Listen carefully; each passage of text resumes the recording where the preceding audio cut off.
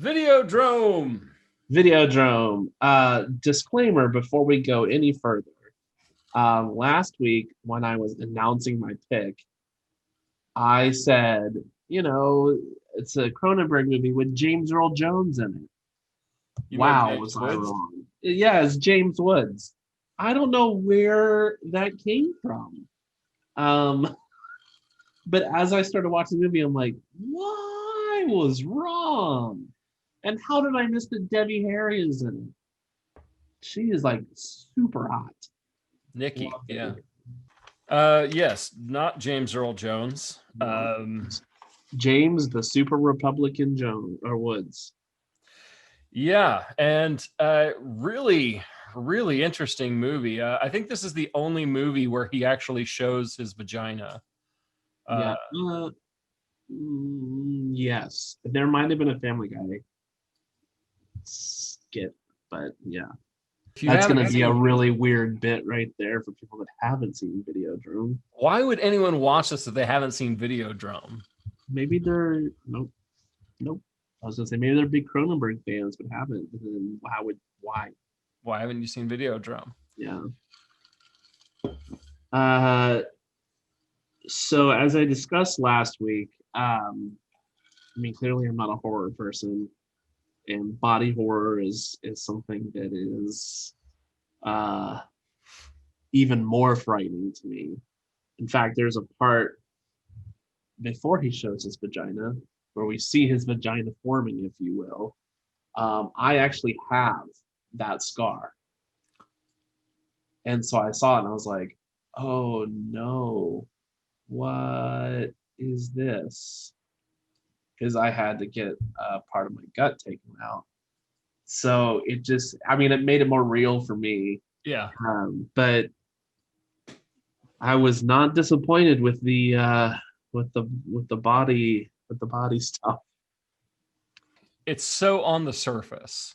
Um, Which is what I liked. I don't feel like there was much subtext. I mean, I guess there's a good bit, but it's I not like mean it it's not all super well feeds. hidden. Yeah, like the subtext definitely feeds the main plot. Like it's not like there is a hidden meaning that, oh, like I thought it was about this, but it's actually about this. It's like, no, it says it's about this, and here's the subtext to move in that direction. Yeah. Um, it's not subtle. I mean, it's as subtle as like the movie They Live, where it's, consume and obey, Yeah. because that's what your television tells you to do. James Woods runs a TV channel with sex and violence. Yeah, it's like not public access, but it's like I guess a cable network. Yeah, it's a cable network, but it's close to it. Like it's not a well-funded channel, and so as he puts it, they have to show sex and violence, otherwise they have no way of competing. They can't offer anything that the other channels aren't offering. Yeah. So he has his buddy, well, his pirate, Harlan, um, hijack a signal that he says is from Malaysia. And it's of two people flogging a mostly nude woman in this like sparse room. And he becomes enamored with it. And it's the Videodrome in question. And so we see him. He's like, I gotta have it. I gotta have this Videodrome. It's the next thing. It looks so real. You know, there's no production value, but you can't look away. Like this is what we need to build our station. So he tries to track down where it's actually coming from, and it turns out it's from Pittsburgh, not in Malaysia.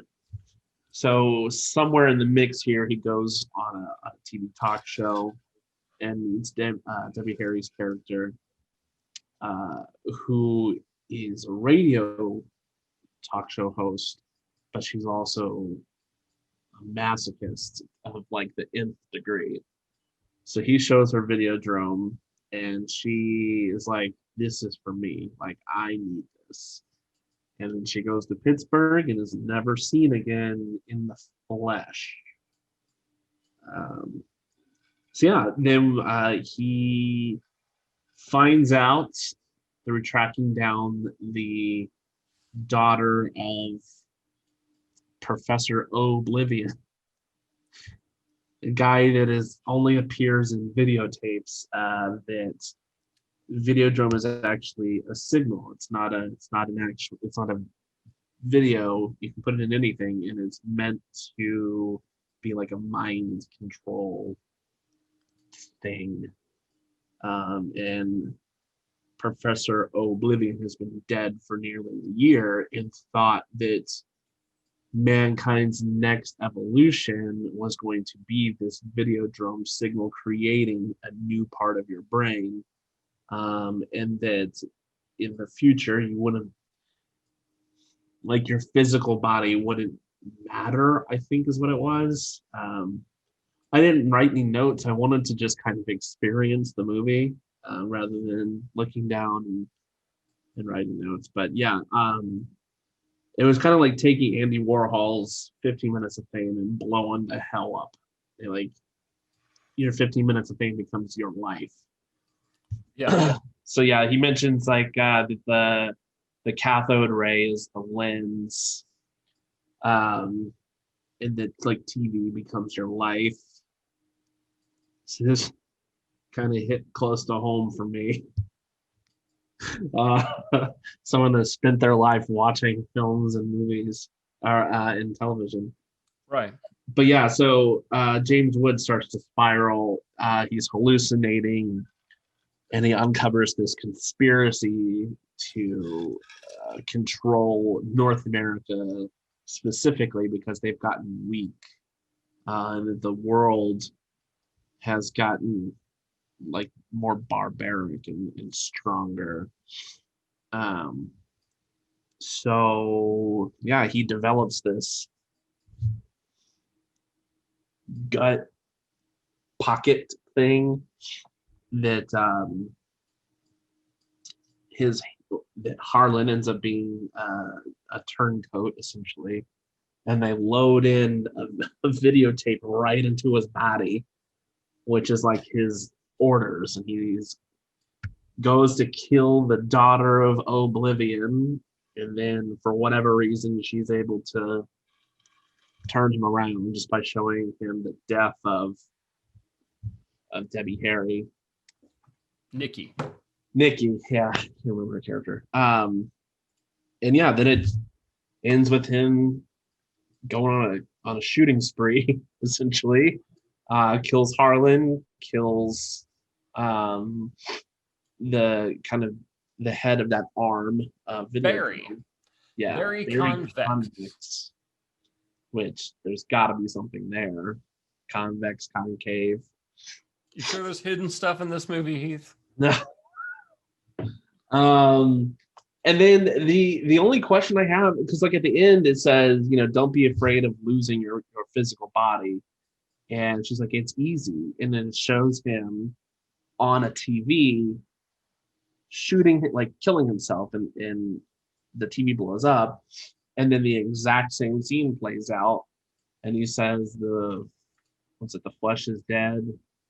Or video. Long live the new flesh. Long live the new flesh. And then roll credits.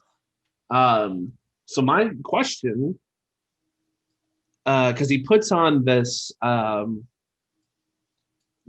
headset, essentially, this enormous thing, and they say he's going to start hallucinating, and they're going to analyze his hallucinations. So at that point, I was like, okay, now what is real and what is not? Because it starts as like a pixelated version of what he sees, and then it turns into like, just like you're watching a movie. Right. And then we never see him take the headset off. Now they say, we analyzed your hallucinations, whatever. But I mean, who's to say? Who's to say he actually ever got out of that room? So anyway, that's your background. It's very much a like a sexual in all sorts of ways movie. Um, but yeah, I will. I have to say, of all the movies with a skin gun coming out of a television to kill someone, this has to be in my minimum top 5. I didn't say it was going to be a great movie. I will say though, I enjoyed it. I thought it was going to be like a slog, but I ended up being invested, and I liked it. I mean, I will never watch it again, but I don't think it was a movie that I would like. Everyone has to watch this movie, but I think it would spark great conversation. It's definitely one that tries, and I'll take tries and does weird stuff over like, let's, have Steven Spielberg do another World War II movie. Like, I mean, don't get me wrong, love Spielberg. He does some great stuff. It's just, this is different. I've never seen this movie before. I will not get it confused with other movies. good. Outside of our recording last week, we talked a bit about what body horror is, why it is, and why it's so effective on us is because we ourselves are afraid of our own bodies. Our bodies fail us, and our faculties will one day break down. We will get old, we will die, and some of us are sick. As you mentioned, you have a condition where your body does not always act the way you would like it to. Yeah. And body horror is a horror version of that. Your body is not doing what you think a body should do. Obviously, aside from James Woods, who actually has that, most of us don't have giant vaginas on our stomachs. Most of our hands, no guns growing literally out of them. The practical effects, the makeup effects in this movie are incredible. The scenes where people are putting stuff into or taking stuff out of James Woods is like so good, because you're sitting there like, I don't see where the CGI is or the stop motion, because it isn't there. That's just makeup and puppeteering and False walls or false walls, or way too much, spray to make it look wet. My favorite of that is it's a Romero or maybe Land of the Dead, but it's a soldier getting just eviscerated. Oh, that's a Day of the Dead. Day of the Dead, but it's because the actor is underneath like straight a wood. up and down, and there's a fake body. Yeah, and they're like ripping him open. What? Yeah, like the first time you see it, you're like, yeah, that's a dude's body right there. Yeah. Yeah, just really good effects. The TV, I don't think gets enough credit because they didn't do it really big and obvious where the TV was all like misshapen, but several times the TV just kind of like has a bit of give to it, like it's a person. And too, where it just like suddenly just pulses. Breathes. Yeah. Like what? And then when the screen's like coming out and he's able to like mush into the like screen, makes out with the screen, like it's in the. Really cool. Yeah. I mean, not too hard to do with like a rear projection on a balloon, but like still enough that it's like really cool they did that. I would love to see like a making of. Yeah. And I think that's like Cronenberg, a lot, if not all of his stuff is practical effects. And like, I mean, probably the most famous one in the meme era is going to be from Scanners. of the news anchor that the head His head blows explodes, up. Right. which is just a balloon where they've put makeup on it, and the mechanism to make it explode didn't work, so they shot it with a shotgun. Yeah, so if for nothing else, the movie effects are great. Yeah. But we start off right away seeing, I think James Woods looks at like nude photos, So and yeah. you're like, okay, so this is where we're starting. Like, it's going to be very like a hypersexual kind of deal, and you find out real quick that it is, I guess, a commentary on the desensitization of, I guess, Western culture, because you have a Japanese auteur, if you will, trying to sell his tapes, his series. And he's about to put the first cassette in. James was like, "No, it's like give me the last one." So you're gonna miss the story. And he says, "Doesn't." Audience doesn't care about the story. They just want to see tits, essentially. He doesn't say that, but like that's what it is.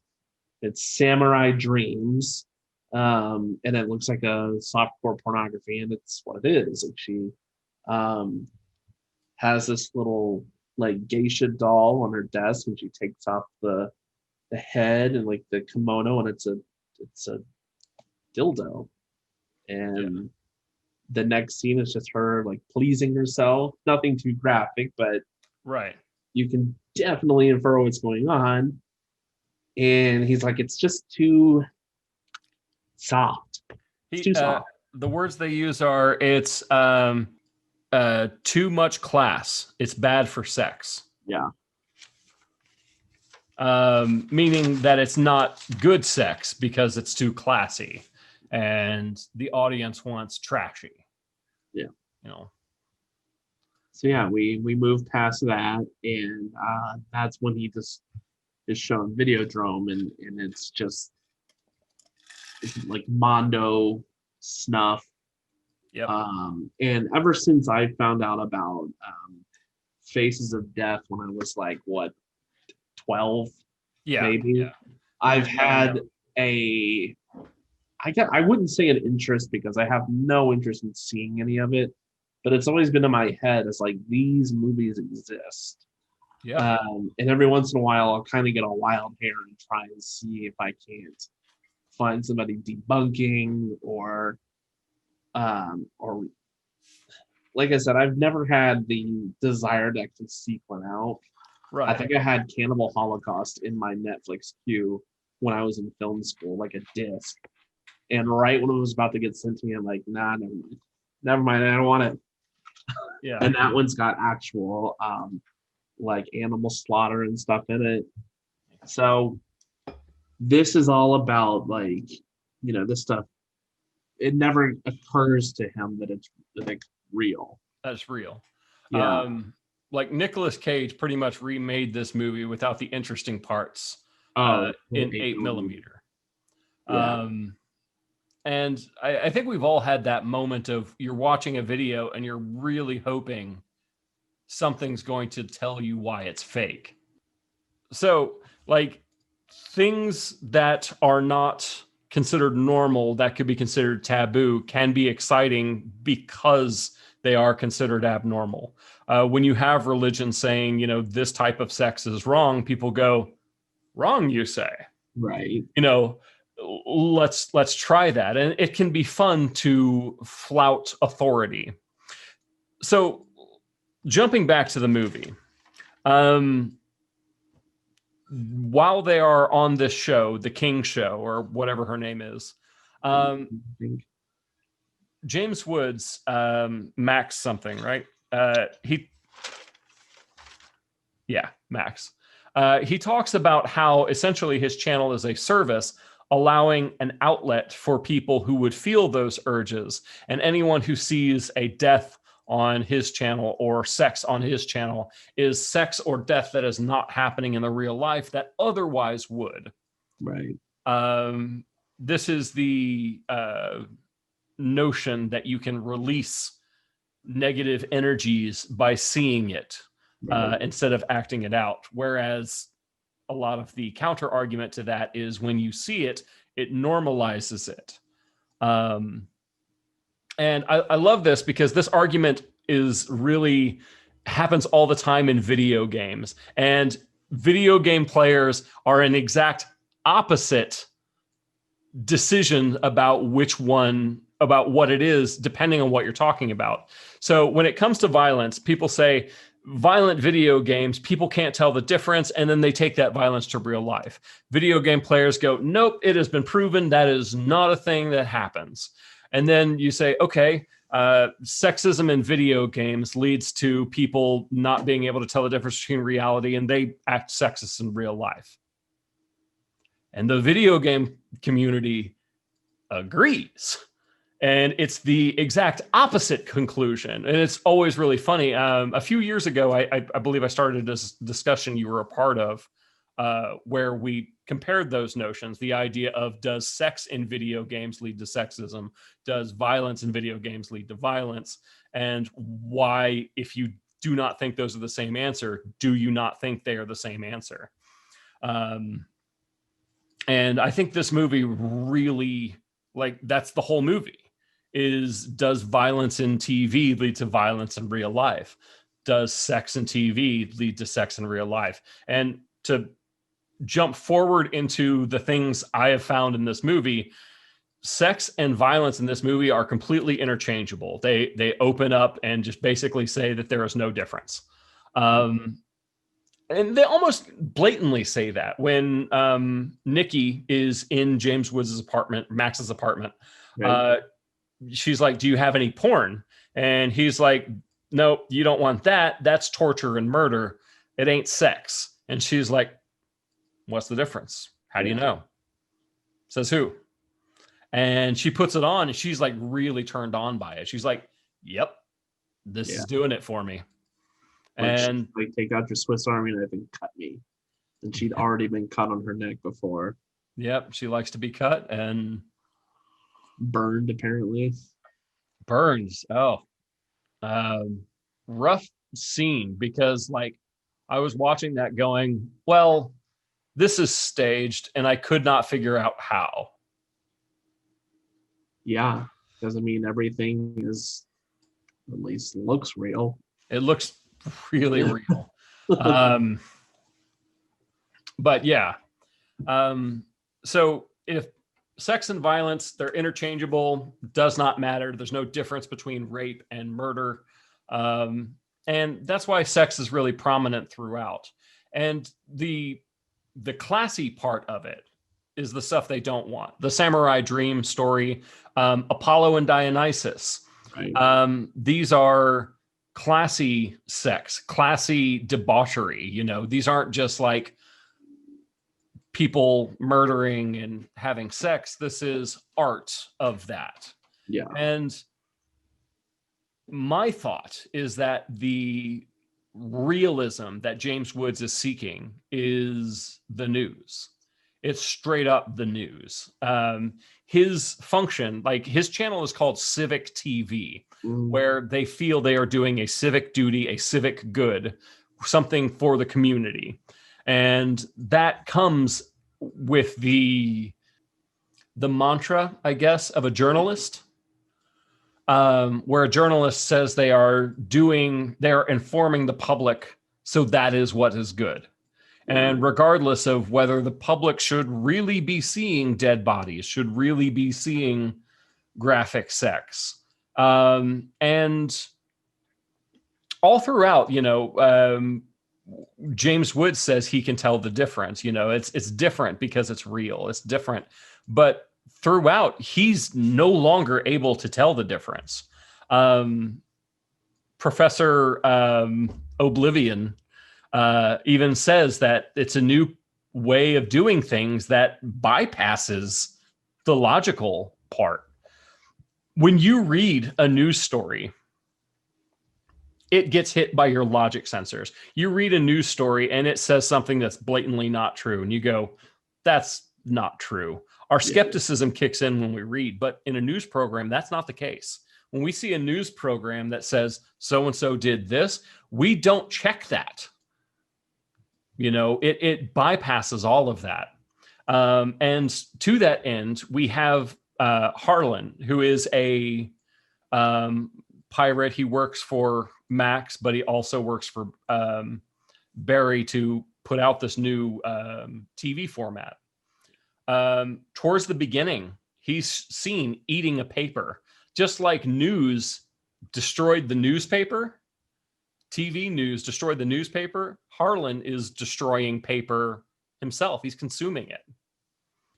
It's a lot like that movie Nightcrawler, where you have Jake Gyllenhaal. He like essentially stages the bodies where he's come up to a robbery, homicide, and they go through this question of, should people be seeing this? And Rene Russo is like, why not? It's the news. It's real. We'll blur the heads, whatever. And it's like, are you like, the question is, why does the public have the right to see this very awful private moment? And what's the difference between that and porn? What's the difference between that and non-consensual porn? Right. A person who has not agreed to be in a porn movie maybe sent a nude to their boyfriend and their boyfriend puts it up online. What's the difference between that and a person is photographed at the worst moment of their life as they're dying and that being on the news? So if sex and violence are interchangeable, there's no difference between the news saying, here's somebody who died and here is somebody getting sex, and neither one of them approved for you to see this, but here it is. Yes. And throughout, James Woods can't tell the difference between reality and fiction because his fiction is all around him. There's tons of altered photos in this movie. When you go around his apartment, it's surrounded by altered photos. Like there's a moon landing photo behind him, and you can see that someone has put a photo of a moon in the picture of the moon landing. So it looks like he's holding the moon while standing on the moon. There's also a Adolf Hitler in a ballerina outfit, what looks like on stilts as well. Like I can't really tell from it, but these are altered photos. They're not real, but so are all these other movies. And he keeps trying to push for something more real while those lines are blurring. If you look around, every time when the TV explodes towards the end, it showers out all of these body parts, these intestines and things like that. But if you look around his apartment, there's already statues of hands, statues of bodies. There's a foot at one point on the wall and a unicorn head behind him. He's surrounded by body parts, by sex and violence all the time. And that was well before any hallucinations happened. Right. Like he already can't tell the difference. And to that end, the women are completely interchangeable. Like he can't tell the difference between them.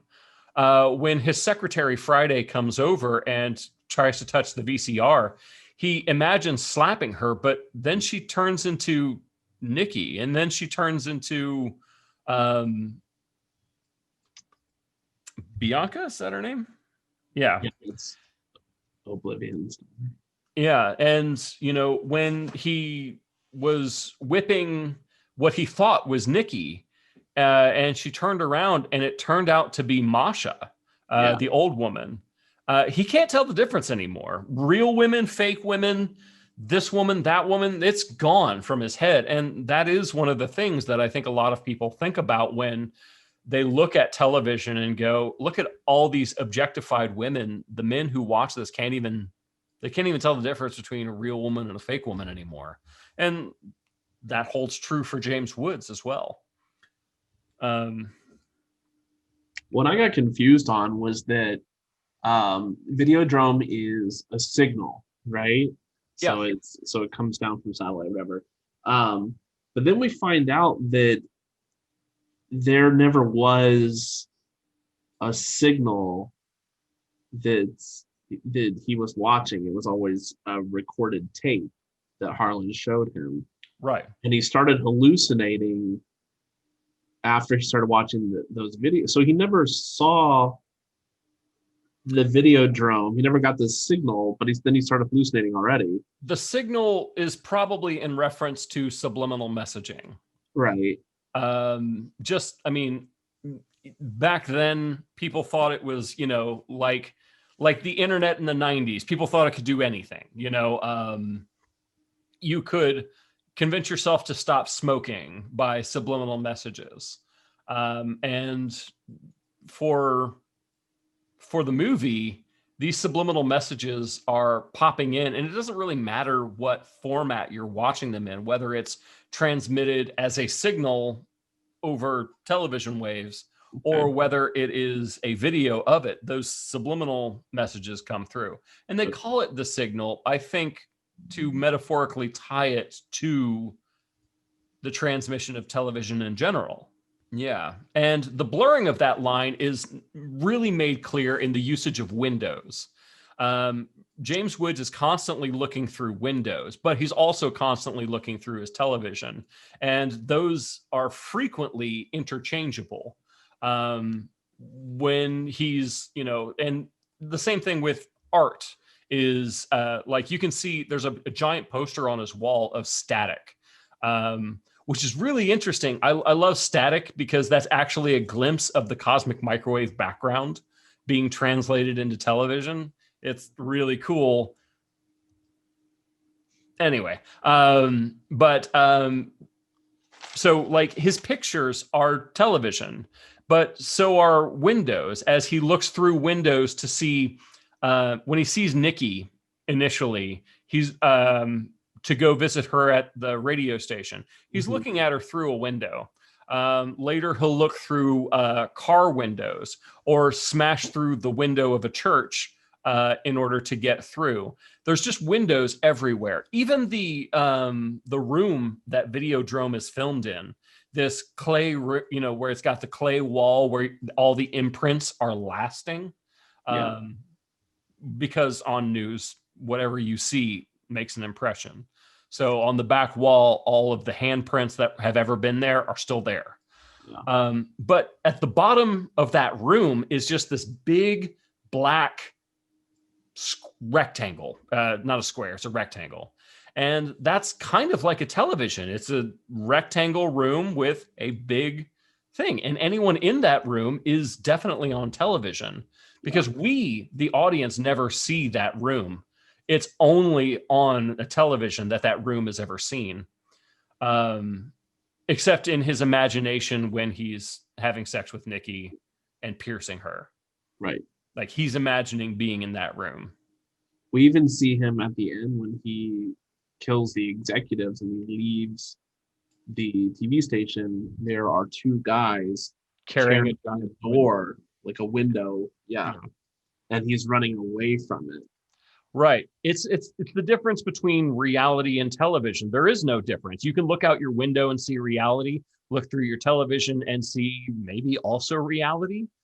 There's no difference anymore. The line is completely blurred. And that's no more true than looking at Professor Oblivion, who's so real. He is a character in this movie, but even in the canon, he has died a year before the movie begins. Yeah. He's just videotape cutting him together, but we perceive him as real. We see scenes in a room with him. We see Nikki with him because it doesn't matter that he doesn't actually exist. And the term Professor Oblivion is a made up name. It's not even his real name. Right. And, he says that. He says it is a television name to cause resonation. He says in the future, everyone will have a special name. Yeah. And as I'm watching it, I'm thinking that this This movie is so, it's never been irrelevant. Like it just seems to have gained relevance Yeah. as time has gone on, and it's more relevant now than it was when it was filmed. You know, everyone has a TV in their hand and they film themselves. Yeah, think about what your email is tied to. Like, you know who has my email? It's not. I don't have I do have a Gmail, but it's not for email. It's just so I can sign up for things without getting spam. But like, Google has my real email because that's what I use to log into YouTube. That's what I use to log into Facebook and Netflix. And, even my Plex server knows my email. That is my television name. Yeah. And, my bank account, my bank, which is like, how real is that? Like, I work at a job and get money into an account that knows me more by my email than by my real name. Right. And to think that a lot of these, especially as services grow and grow and grow, you have more of a push to simplifying. And the way that they simplify is to just tie everything to one thing. And so, yeah, it's your email, or now a lot of them, it's Facebook. It is a social media country that we're all a part of.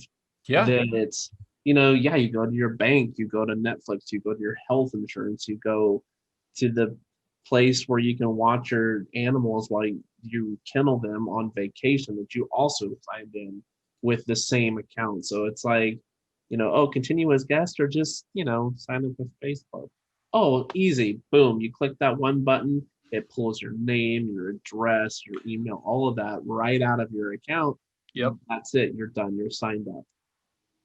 And yeah, and it's really creepy because, Google ties that to your advertising, and every website you go to, it's like they call Google and are like, hey, what's the best ads I can show this guy?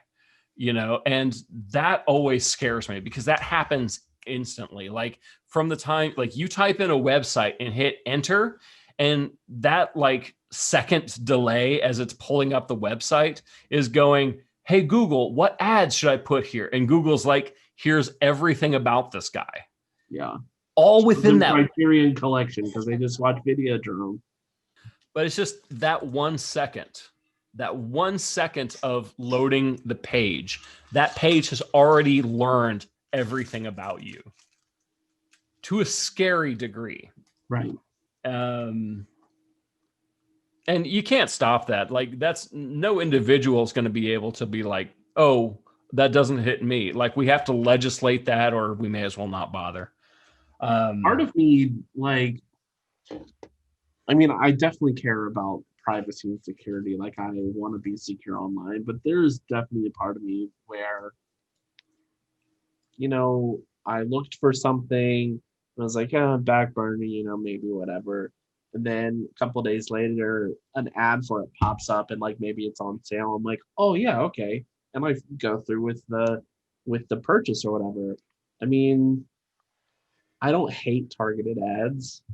One of the really big themes that kind of runs undercurrent through the whole thing is the idea of television and video games replacing what we used to think of as religion. Yeah. Oh, yeah. The original program of Apollo and Dionysus, that's old. That's antiquated. You're talking ancient Greek. We've replaced them with Christianity, except Christianity is now being replaced by the television. When he actually goes to Professor Oblivion's office, there's all these little symbols of Christian faith behind him. Like, you can see what looks like the States of the Cross, or what Stations of the Cross, or something like that. Things from Jesus's life where he's crucified, he's resurrected, all those things. There's statues of angels and other ancient religious artifacts. But the church itself, this ministry, this faith, is the cathode ray mission, which is, it almost sounds like it's trying to be like a Catholic outreach mission, but it's not. It's the cathode ray. It's television. This is the new religion, and the new God, which could be Videodrome. It could be the new flesh.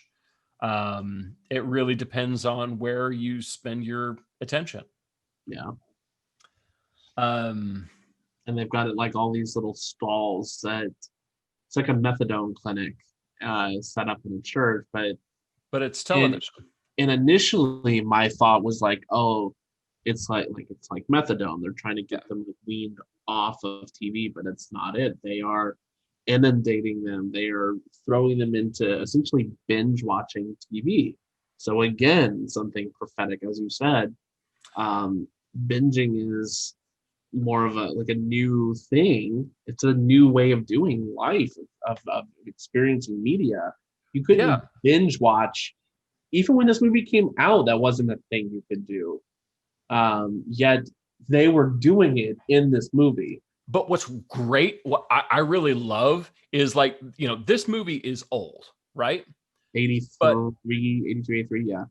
These guys are binge watching shows, and they're like, these are vagrants, but they are watching this so that they can feel and seem and act naturally with people who do this regularly. Yeah. And that is so real. Like, my first wife used to, and this was just, it's not a negative about her, just a cute trait where she would love to be involved in anything everyone loved. Everyone loves this thing. She loves it too. She's right there, a fan. She just needs to catch up. And she would do that where, like, all her friends would be like, hey, we just saw this show. There's a movie coming out. We're really excited. And she's 8 seasons, late to this program. But within 1 month, she watched all 8 seasons because she didn't want her friends going to see this movie, appreciating the show without her. She wanted to be included. Oh, yeah. And, like, that was what was going through my head during that scene as these people are watching, is they need to be able to talk and quote TV to other people. If you don't have a TV and you can't have those conversations, you're left out. And to that end, I mean, there are places for homeless people like that, where it's like, if you don't have an address, you can't get a job. So we give you an address so you can get mail, and the company looking to hire you isn't going to know you're homeless. Yeah, like that, the cathode ray mission seems, far-fetched fiction, but I can see it. Oh, yeah. I can see it entirely. And probably not like that, where it looks like a soup kitchen where they're handing out television. But no, but I mean, you've got, you have cruise ships, you have planes, you have, I'm assuming it's only a matter of time before, because the prison industrial complex, someone is going to have a prison system like minor or low security, where they have access to binge watch things, and it is a way for them to maybe channel these old aggression or these old patterns. And now that I get to watch Who's the Boss, start to finish, except for when I'm at yard time, and then they come out, and now it's like, oh, well, I can quote this show. I've stayed up to date with Legend of Korra, and I know all of this stuff. And yeah, you would never know that they were behind bars for 10 years. Like, right. That's one of the huge tropes of those, that type of entertainment, like I just got out of jail kind of thing, is like, I've been behind bars for 15 years. I don't know what's new. Like, this is crazy. Now it's only a matter of time when you have someone coming out of jail in like 2030, and it's like, you can't tell me from anybody else because I know what's going on. I've played the games, I've seen the movies, I've watched the TV, because we are pop culture. As much as you want to, someone might want to separate themselves from pop culture, that it's even more so now than ever. You can't do it. Even if you're an academic, you are still entrenched in pop culture. Because Right. pop culture weaves its way into academia. You look at, like, even if you don't like the Marvel Cinematic Universe, you have to look at the Marvel Cinematic Universe to understand how film producers and filmmakers make films in today's climate. And then you look at how the media brand establishes itself with not only the old fans, the ones that grew up with him, but then gaining new fans and putting them on the same level. Like, that's something that is like so hard to do. Yeah, Marvel's done it. Disney does it. Yeah. This, like, you can't find someone who doesn't have an opinion on the Marvel Cinematic Universe, because they, like, you ask someone, hey, like, can you imagine someone going, oh, I don't like comic books, so I didn't see any of the MCU. You can't do that. Like, it doesn't matter if you like comic books, you have to go see the movie or you're behind. My mom has seen most of them, and she's in her age. She's in her age range. And yeah, like, she loves them. It's exciting for her. The girl I'm dating now has seen them all more than once. So yeah, it is one of those things, like, well, I'm not really into it. It's like, it doesn't matter, man. Like, it's a worldwide phenomenon. You cannot escape it. So even if you don't have an opinion on the MCU, you have an opinion on the MCU because you don't have an opinion. It's one of those. Right. Yeah. You have like, to actively avoid it. You can't just be like, I didn't see it. It's active. It is had to be part of your personality in order to not see it. Like, I mean, can you imagine a conversation with someone where you're like, so what did you think of Game of Thrones? And they're like, I just didn't see it. I mean, that's me, but I actively chose to not see it. Right. It's my reasons for not having done it. It's a decision to not see it. Exactly. To abstain, literally abstain from it. Like, yeah, it's not that, like, Game of Thrones, I've never heard of it. Like, that's not the thing anymore. You cannot be, that can't be a thing anymore. There's no way to avoid it. Oh boy, so that's Videodrome. Kudos, Cronenberg. If you ever see this, you get my seal of approval. Yeah, that's a 10 Nostradamus on a scale of 10. And I will never watch it again, and I will never watch Dead Ringers again. So screw you for making Dead Ringers, because that movie is terrifying. What do you have? What do you have for me? Okay, so since Videodrome broached the idea of sex and violence being interchangeable, and the idea of taboo being both norm and looked down on by the same people, I want us to watch A Clockwork Orange. We're going Kubrick, baby. Okay, so, okay. I remember being told in high school, because I wanted to watch it, and a friend of mine had found it, and he was like, no, like, I'm not going to give my copy to you. You shouldn't watch it. I don't think you could handle it. You've never seen A Clockwork Orange? I have. Oh, okay. I have. This guy was just being a gatekeeping asshole. They exist. They're really common. Especially for Kubrick. I love Kubrick, but yeah, his fans sometimes. So yeah, after that, I was like, oh yeah, well, I'll find it myself.